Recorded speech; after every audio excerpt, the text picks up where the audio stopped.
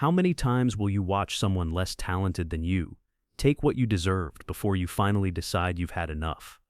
At this very moment, while you stand idle, someone less smart, less powerful, and less capable is taking what was rightfully yours.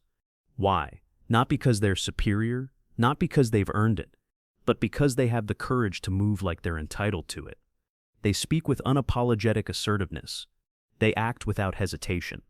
They wear their confidence like armor, impervious to doubt, and the world, blind though it is to truth, bends to their will. As you hesitate, they advance. As you plan, they execute. As you wait for the perfect words, the perfect moment, the perfect emotion, they take action. They claim. And you feel the fire, but you let it burn in silence. You hear the call, but you never answer. You dream, but you dream quietly, while doubt whispers louder than your own intuition. That's the real crime. Because this world does not reward the best, it rewards the fearless. Confidence is not a personality quirk. It's not reserved for extroverts. It is a weapon. And if you fail to wield it, someone else will use it against you. This journey is not about fleeting moments of feeling better or chasing temporary comfort. It's about forging an identity that is untouchable, unshakable, and resolute. This is not a path of ease or complacency. It is a battle, a war waged not against external enemies but against the silent saboteur that resides within you. That saboteur is the conditioned self, the trained servant you've mistaken for your personality. It's the essence of you, shaped by a world that lives on domesticating your potential, tying it to mechanisms of repetition, reward, and rules.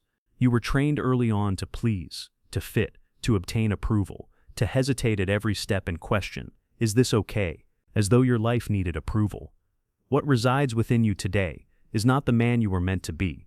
It is a servant, obedient, careful, paralyzed by the fear of judgment, and addicted to the temporary approval of others. That voice in your head, the one that hesitates, second guesses, and apologizes for having the temerity to desire more, is not you. It is programming, a script based on years of social conditioning, to keep you small, manageable, and obedient. This programming is your nemesis, and it needs to be destroyed. There is no middle ground, no compromise. You kill this inner servant, or it will enslave you for the remainder of your existence, binding you to a life of doubt and unrealized ability. Power does not lie with the most worthy or the most righteous. Power lies with those who are sure, those who act with unshakable conviction. This was not discovered yesterday, centuries ago. Machiavelli noted it. The brazen rise to the top, regardless of whether they deserve it, since they act with boldness. The timid, however brilliant, sink into the background, because they do not have presence. The world does not bow to goodness or justice. It bends to the people who demand attention by sheer willpower and unwavering self-assurance. In order to change your life, you need to start by denying the impulses that keep you small. This means to invert your conditioned habits. When you catch yourself shrinking due to doubt or fear, opt to expand, stand up taller, talk louder, own the space. When the impulse to explain or make excuses arises, stop and let silence tell the story for you. When your default is to apologize for existing or exerting your will, fight it. Instead, meet the moment with a firm, unflinching stare. Your presence, your voice, your own body must turn into a revolution against the old self that was constructed to be acceptable, pleasant, and harmless. Confidence is not a temporary state of mind or a banal motivational slogan to hang on your wall. It is identity, a state of existence that is forged in the fire of revolt, not against the world, but against the version of you that was trained to obey. From this day on, you have to fight against anything that makes you smaller. If a thought makes you feel less than, eliminate it. If a habit keeps you anchored to average, shatter it. If a memory torments you with shame or regret, bury it. If a person, stranger, colleague, or friend steals your energy or makes you wonder about your value, remove their power from your life. Face anything that causes you to doubt yourself. Refuse anything that weakens your resolve. And when you catch yourself needing approval or to be liked, laugh at it. Mock the weakness that hungers for outside validation. You were schooled in niceness, politeness, agreeableness, to soften your edges and become just another face in the crowd. But let's tell it like it is. Nice men are not respected, they're used up. The world takes advantage of their need to please, and once their usefulness has been exhausted, they're cast aside like yesterday's trash. Power does not incline towards kindness or politeness. It honors control, precision, presence, and a brutal commitment to following your inner truth. The first step to taking back this power is to quiet the internal beggar, the part of you that still wants to be liked, to be accepted, to be validated by others.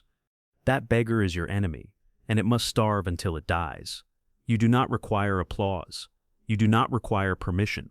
You don't require the world to validate your value. You only require the bravery to be feared, not by the world, but by the part of yourself that holds on to fear, doubt, and hesitation. When you kill that servant inside, something bigger stirs. The ruler, the designer of your fate, the power that no longer demands a seat at the table, but commands the table itself. Strong men don't declare their presence with trumpets or bells. They arrive in quiet, in silence, with an intensity so strong it changes the air before they say a single word. They don't talk to be listened to, they talk to make decisions, to chart the course, to determine the destination. They don't crave to be acknowledged or approved of. They demand obedience, not through arrogance, but because where they are, there's no room to question. Obedience, if not provided, they just advance anyway, unmoved by opposition or rejection. The room is theirs even before they ever utter a word, not due to anything they say, but because of the weight they bring, the type of presence that commands without even asking. The world doesn't need to confirm your existence. All you need to do is be the man that you wish to be. When you are, the world will shape to you, not because you've requested it, not because you've commanded it, but because your presence leaves no choice. The room, the discussion, the instant, they all give way to the gravity of your certainty, the unbreakable precision of your aim. This is the nature of real power, not boisterousness, not ferocity, but unbreakable presence that rewires the world for you. It's the quiet that causes others to lean in close, the calm that causes them to doubt themselves, the confidence that causes them to shift their energy to your level. To be this man, you need to turn away from the approval craving and move towards the conflict within a conflict, to destroy the servant and bring forth the ruler that has been sleeping within you all along. Machiavelli knew that the most powerful man in the room was not always the one sitting on the throne. Most of the time it was the silent one in the corner, the man who never spoke. But when he did, the room leaned in. Why? Because silence is power. Silence is unpredictability. The more you talk, the more you reveal. The more you explain, the less you are. The more you react, the more they know your hot buttons. But when you enter a room and just observe, when you drink in the energy without giving your own, you become dangerous. You allow others to perform. You let them reveal themselves. You calculate. For the man who talks first betrays what he fears. The man who listens first gathers the information he will use to dominate. Don't hurry, don't scramble for validation. Be slow, with minimal movements and unflinching gaze. Predators don't run unless it's killing time. Until then, they linger, and it is in that quiet that they exude fear. Not for what they are doing, but for what they can do. When you talk, talk as if your words have weight. Each statement has to sound like it puts the conversation to bed. Each word must have impact. Don't take up space, craft silence, intimidate people into not interrupting.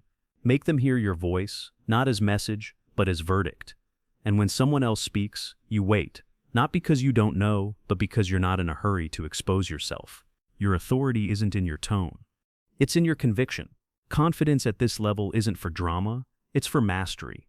Humans do not obey logic, they obey emotion, and emotion obeys certainty. Talk as if your words are not suggestions. Talk as if they are facts, absolute, unmovable. The type of words that do not ask for approval, but demand obedience. This is how kings speak, how generals speak, how exes and kings speak before they take back their throne. They don't say, "I think." They say, "This is." They don't say, "Do you understand?" They say, "You'll understand soon." And when you disagree, they don't reason. They just say, "That's incorrect," and then they go on. No argument, no discussion. Because the instant you negotiate, you put your reality on the table. And a man who negotiates his identity is already losing. You do not gain respect by shouting. You gain it by reducing your tolerance for nonsense. Talk less, say more. The less you say, the more it impacts. Because the strong man does not embellish his message. He speaks plain, direct, unmerciful. And after that, he allows the silence to do the rest. And that silence becomes your battleground. your challenge, your arsenal. For weak men dread it. They scramble to fill it. They flail in it. But you bask in it. You claim it. And most will not have the courage to step into it with you. Silence is not emptiness. It's the initial blow. It's the silent challenge that dares anyone to step into your territory. A truly powerful man doesn't need to be heard, understood, or adored. He steps in, and the atmosphere shifts. Others shrink without knowing why. Not because he demands fear, but because his presence makes fear inevitable. He doesn't announce his dominance. He embodies it. And when he speaks like the conclusion, not the beginning. Walk into any room, and you will know the difference. The timid talk too much. They nod too much. They squirm. They laugh awkwardly. They interrupt in an attempt to demonstrate relevance. They exist under the scrutiny of others. Each word that they say is silently asking, "Do I fit in?" Each movement attempts to seek approval. They don't speak to convey. They speak to exist. But your voice does not rise to ask permission. It falls like judgment. You don't compete. You command. Because the Machiavellian reality is this: the person who must be liked is already below the person who doesn't care. Certainty warps reality. Indifference to acceptance is the height of power. When people understand that you are unspoken to by their views, they lose their power. And when they lose leverage, they fall into orbit around you. That's gravity. That's the real presence. When others start to calibrate their energy to yours, they talk slower around you. They take more care in choosing words. Why? Because they feel it. You don't pursue energy. You generate it. You are no longer one of them. You're the axis on which the room turns. And when they speak, you let them. You let them express their need. You let them disclose their hunger, their insecurity, their desperation to be noticed. Because the first to speak usually reveals what they fear. And if you know what they fear, you know how to possess them. This is psychological warfare. And in warfare, patience is power. Talk less. But when you do, cut out the soft spots. No more "I think," "maybe," "I'm not sure." No more hedging. No more rising intonations at the end of your sentences, as if awaiting permission. No more preambles such as "I could be wrong," but incinerate all of that. Those are escape hatches for the uncertain. Say what you mean, then shut up. Let the silence that follows bear the weight. Let it challenge them to respond. Most won't. Not because they agree, but because they fear what else you might say. You know your tone of voice is your true message. The words are the surface. It's your pace, your composure, your intentional rate that informs the world precisely where you are within the chain of command.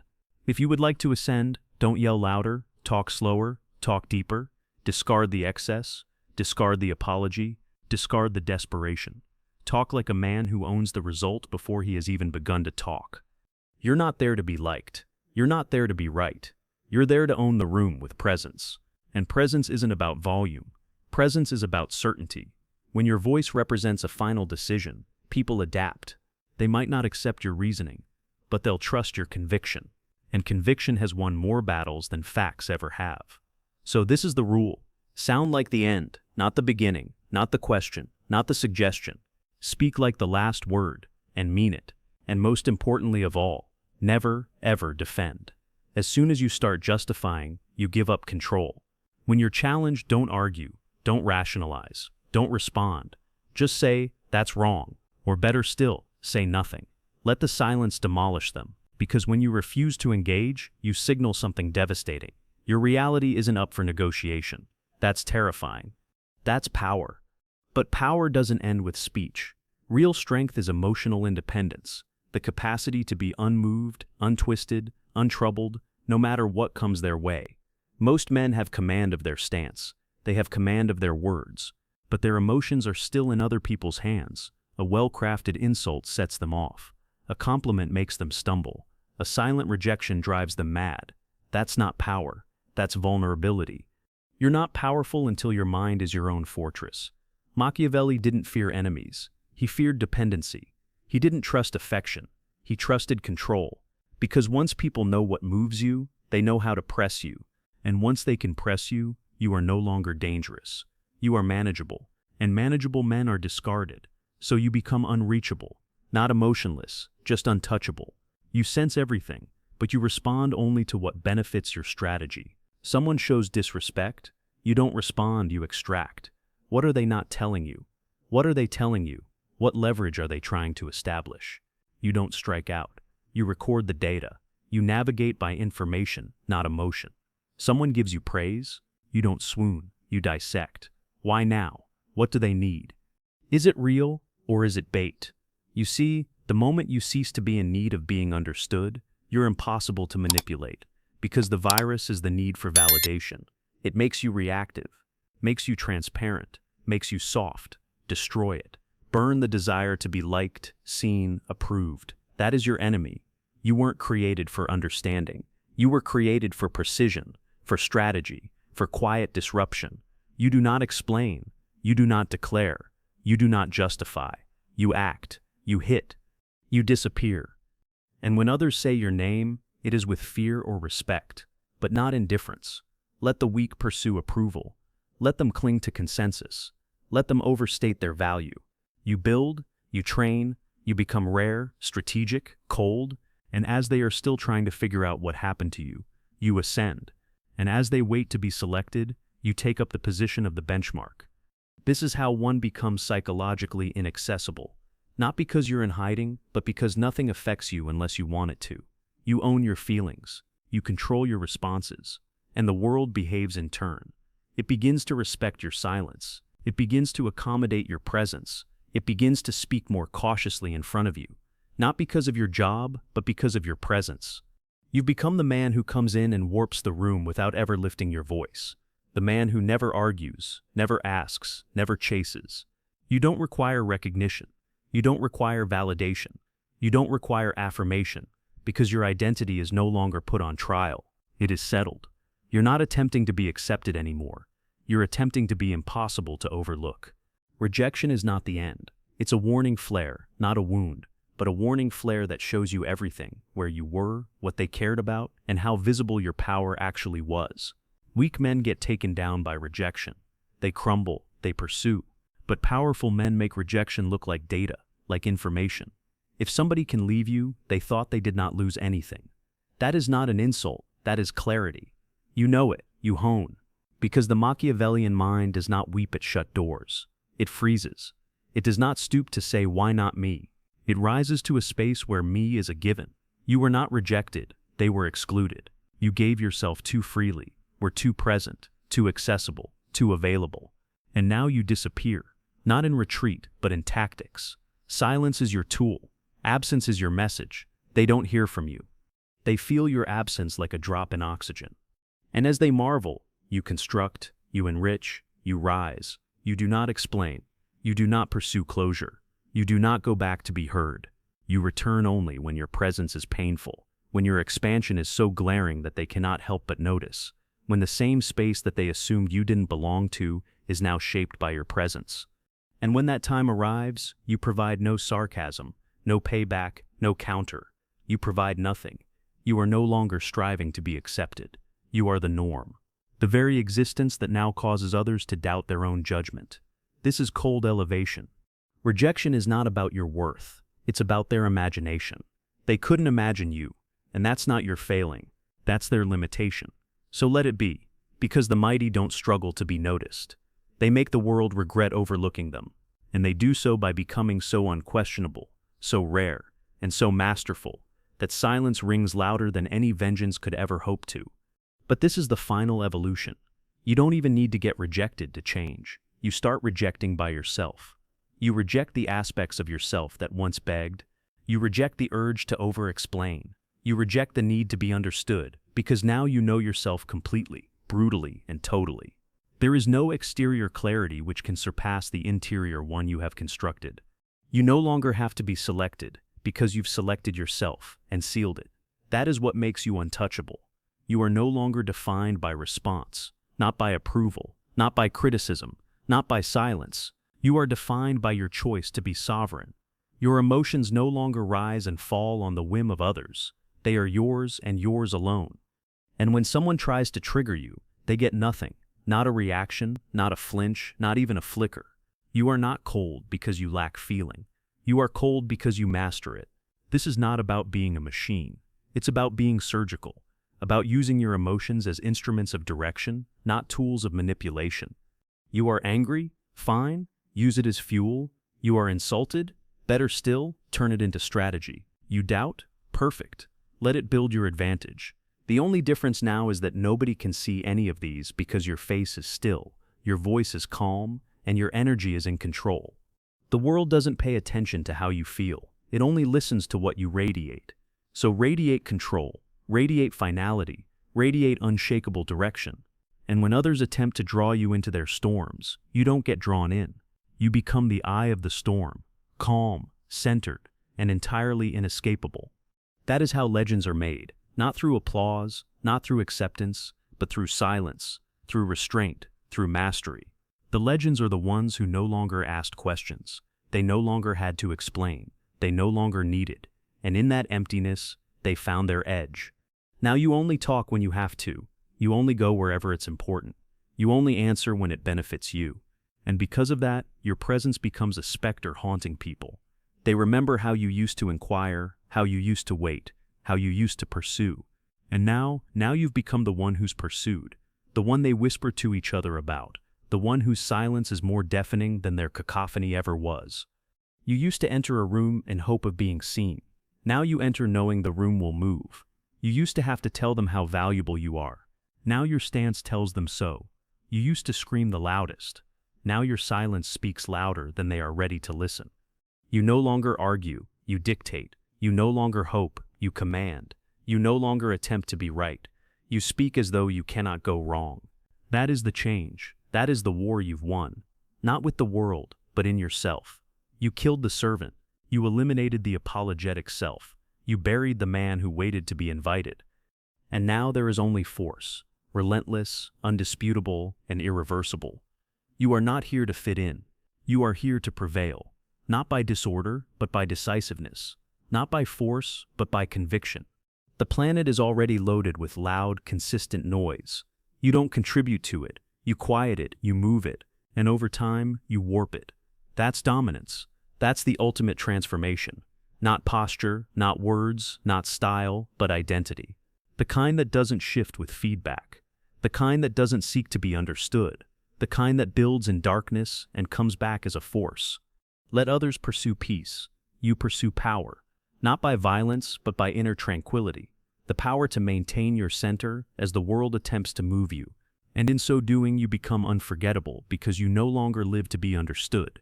You live to be remembered, to move the pieces, to own the silence, to haunt their expectations. You've become the one guy they can't control, can't anticipate, can't rile. You are now out of reach. And in that distance, they come to realize something horrifying. You don't belong to anyone. You report to no one. And that is why they'll never forget you. So see this. You don't declare your change. You make the world sense it in your eyes, in your voice, in your absence. You are the benchmark now. The benchmark, the silent menace in every room. And from this day forward, you never go back to the man who waited. You operate like the man who already knows he cannot be halted. This wasn't inspiration. This was readjustment. This wasn't self-improvement. This was war. And now you're the tool.